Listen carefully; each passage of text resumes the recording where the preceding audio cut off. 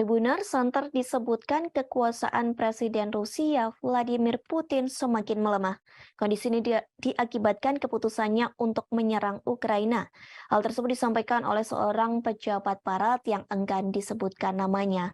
Kelemahan Putin itu membuat pernyataan akankah invasi Rusia di Ukraina akan segera selesai. Namun pejabat barat itu mengatakan jangan sampai memiliki harapan di balik kelemahan Putin.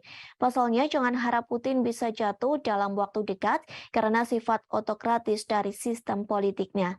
Pejabat itu menuturkan perang justru memperkuat kenegaraan Ukraina. Bahkan perang tersebut dapat mendorong perluasan lebih lanjut dari NATO sehingga melemahkan Putin. Di satu sisi, Putin sudah menyampaikan bahwa ia tidak menyesal meluncurkan apa yang ia sebut sebagai operasi militer khusus di Ukraina.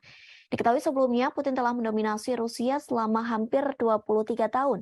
Hal itu terjadi sejak Boris Yeltsin mengundurkan diri dari jabatannya sebagai Presiden Rusia pada 1999. Sejak perubahan konstitusi pada 2020, beberapa pengamat Rusia memperkirakan Putin akan memerintah hingga 2023. Namun, invasi Rusia ke Ukraina akan mengubah persepsi tersebut, sehingga kemungkinan ada perubahan kepemimpinan Rusia dalam waktu yang dekat. Diperkirakan pertengahan dekade 2020-an mulai terlihat, diperkirakan pemilihan presiden Rusia dijadwalkan pada 2024 mendatang. Namun, Putin belum mengatakan apakah dia akan mencalonkan diri lagi atau tidak.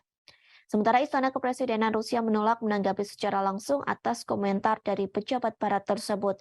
Kremlin hanya menuturkan bahwa Putin merupakan politikus paling populer di Rusia.